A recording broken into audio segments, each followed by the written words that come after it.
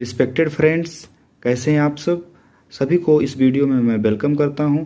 इस वीडियो के माध्यम से मैं पूरी 2012 से लेकर के 2022 तक का जो अपना ट्यूशन कैरियर है उसे शेयर करना चाहते हैं और हमारी अर्निंग कितनी हो जाती है। लास्ट में हम ये भी बताएंगे कि हम ट्यूशन को जो शाम को 4 से लेकर के 8 साढ़े 8 बजे तक का टाइम होता है उसको 8 बच्चों तक हम कैसे पहुंचते हैं, ट्यूशन का टाइम टेबल क्या है और हमारी अर्निंग कितनी हो जाती है। ये चीज़ आप पूरी तरह से इस वीडियो में देखेंगे। अगर बच्चे आप बहुत छोटे हों तो इस वीडियो को मत देखिए। हाँ, लेकिन आप ट्यूशन अगर पढ़ाना चाह रहे हो और अपने बल पर रहना चाहते हो, अपने माता पिता के बोझ को जो है वैसे ही उनके पास इतना बोझ रहता है उसको कम करना चाहते हो या फ्यूचर में पढ़ाना चाह रहे हो तो ये वीडियो आपके लिए ही है। और ये वीडियो पूरा देखिए और मेरा टाइम टेबल, मेरी अर्निंग पूरी तरह से आपके सामने होगा और किस तरह से समय को मैनेज मैं करता हूँ वो भी इस वीडियो में शेयर करने वाला हूँ। हमारा ट्यूशन टाइम टेबल क्या है, हम अपने किस टाइम को किस तरह से मैनेज करते हैं।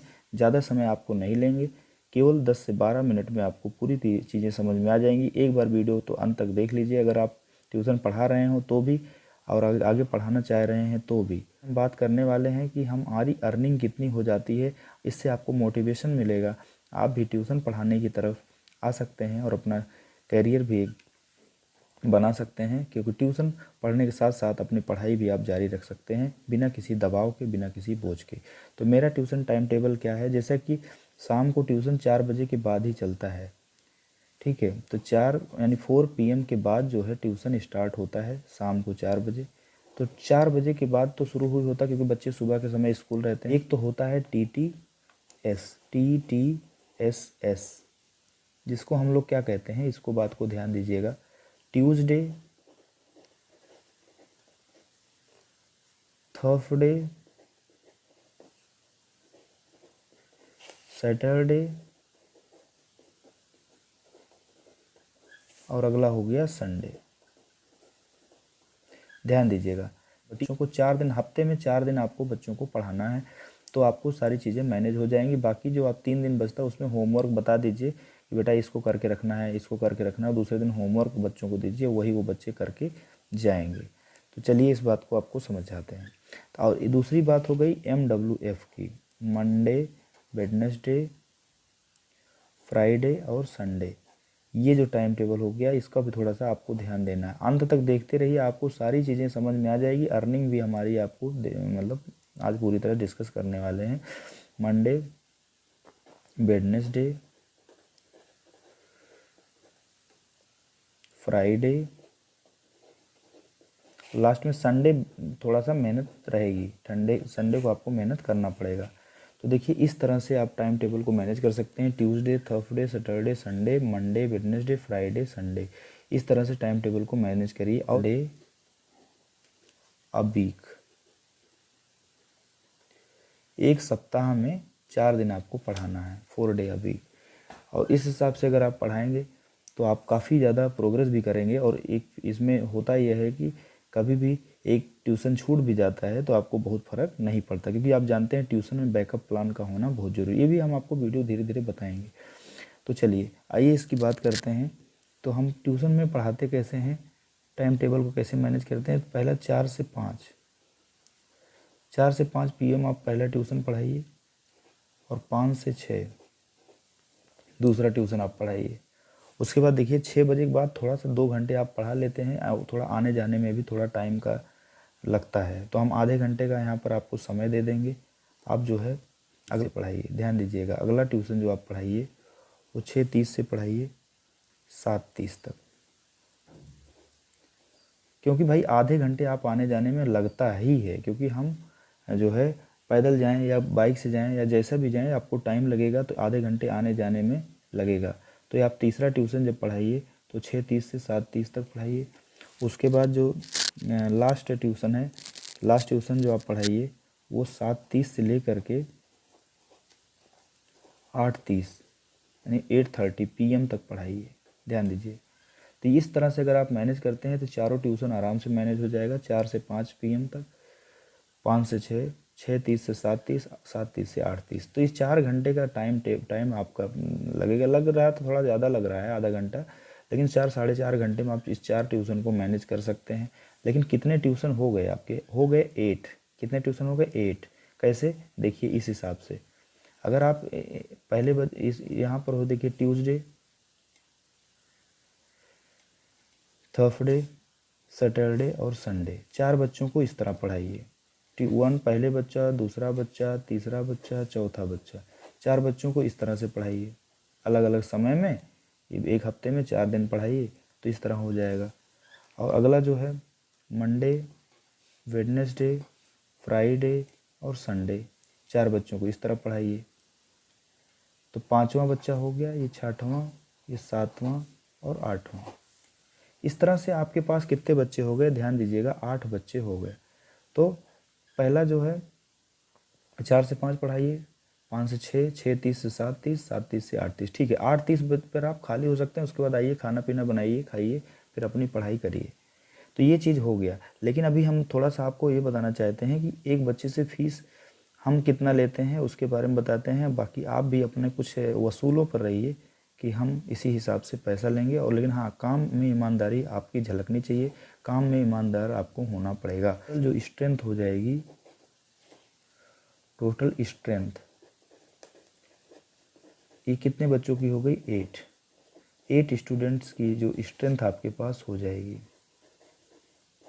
8 स्टूडेंट्स की स्ट्रेंथ आपके पास हो जाएगी। ध्यान दीजिएगा इस बात को कि आपके पास 8 बच्चे हो गए। जो आप एक वीक में 4 बच्चों को आप रोज़ जाके पढ़ाते हैं आप, वो आप 8 बच्चों को पढ़ा सकते हैं, बिल्कुल कोई दिक्कत नहीं। माई अर्निंग,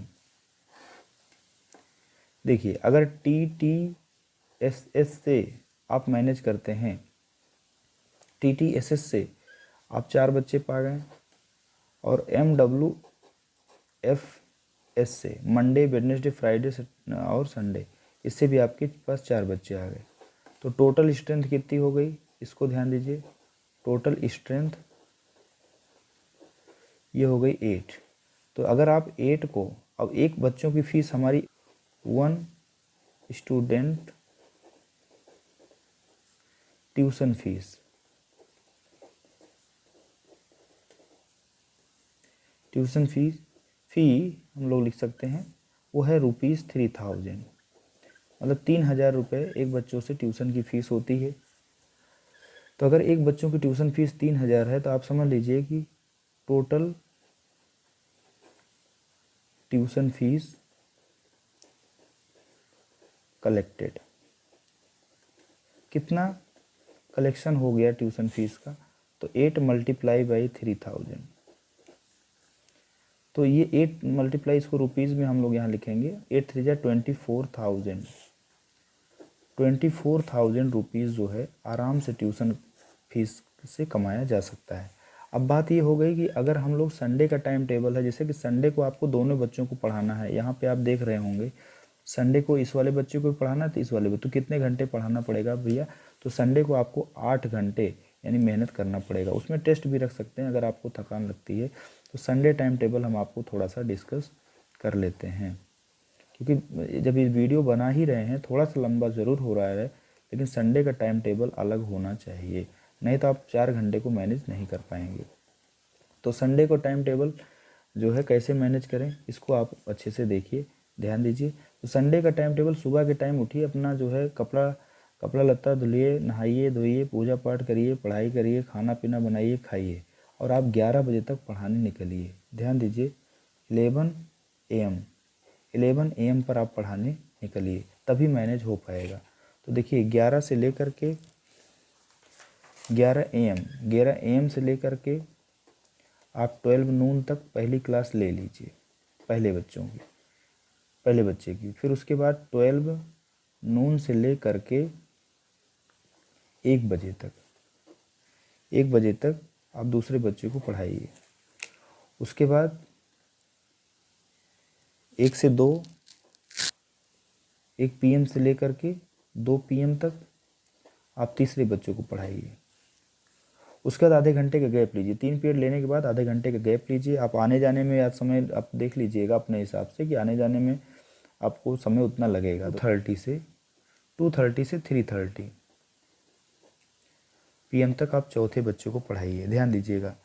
तो पहला हो गया 11 से 12 तक एक बच्चे को, 12 से एक दूसरे बच्चे को, 1 से 2, फिर आधे घंटे का गैपिंग लेना है, फिर 2:30 से 3:30 तक आप चौथे बच्चे को पढ़ाइए।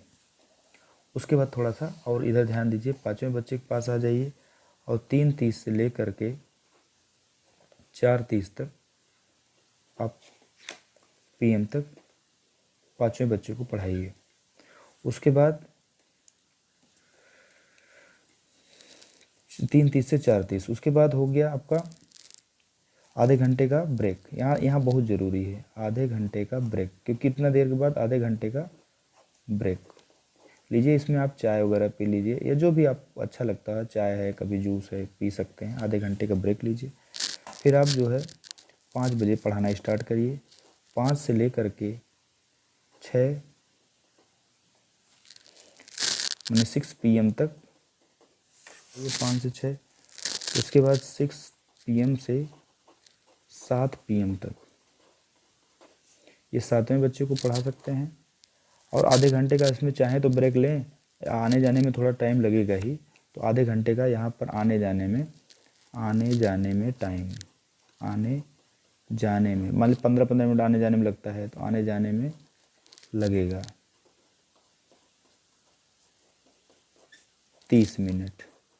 तो 30 मिनट आने जाने में लग गया। अब लास्ट हमारे पास बचा हुआ है, तो लास्ट बच्चों को पढ़ाने के लिए आप 7:30 से दे सकते हैं। ये 7 बजे तक था, 7:30 से लेकर के 8:30 तक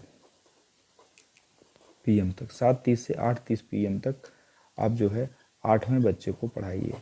अगर आप ऐसा करते हैं तो आपकी 8 बच्चों का क्लास जो है मैनेज हो पाएगी। लेकिन हाँ, एक विशेष बात ये बताना चाहते हैं, अगर आप 8 बच्चों को पढ़ाएंगे ना, तो एक बच्चा ज़रूर संडे को छुट्टी लेगा। इनमें से एक बच्चा ज़रूर संडे को छुट्टी लेगा, तो एक आध पीरियड आपको कम पड़ेगा। क्योंकि ये हमारा अनुभव है, इसमें 8 बच्चों में एक आध बच्चे किसी कोई मम्मी घर, मौसी घर गया है, कोई मामा घर गया है, इस तरह से कहने के बाद एक आध बच्चे संडे को, क्या कोई संडे घूमने जाना है, तो आप इस तरह से मैनेज कर सकते हैं। और बच्चों को थोड़ा सा समय दीजिए, प्रॉपर टाइम दीजिए, प्रॉपर तरह से स्टडी कराइए। और अच्छी तरह से अगर आप पढ़ाना चाहते हैं तो इस तरह से आप भी कर सकते हैं और अच्छी खासी अर्निंग कर सकते हैं। आप फीस अपने हिसाब से कम ज़्यादा भी कर सकते हैं। अगर बच्चे छोटे हैं तो थोड़ा फीस कम भी कर सकते हैं। लेकिन भाई, हम 8 पीरियड मैनेज करना आपको सिखा रहे थे कि इस जो आपके वीक में जो आप 4 ट्यूशन पढ़ा सकते हैं, उसको 8 ट्यूशन में कैसे करें। हाँ, इसमें एक चीज़ रहता है, ज़रूर है कि आपको मेहनत अच्छी खासी करनी पड़ती है, क्योंकि सिलेबस पीछे नहीं रहना चाहिए। क्योंकि सिलेबस भी बच्चों का भविष्य है। अगर सिलेबस पीछे रहेगा तो बच्चे वहाँ से कुछ चीज़ें नहीं सीख पाएंगे। तो इस तरह से आपको हमने अपने करियर के बारे में बताया कि ट्यूशन से हमारी अर्निंग कितनी होती है, आप कितनी अर्निंग कर सकते हैं। तो बाकी वीडियो को लास्ट तक देखने के लिए बहुत बहुत थैंक।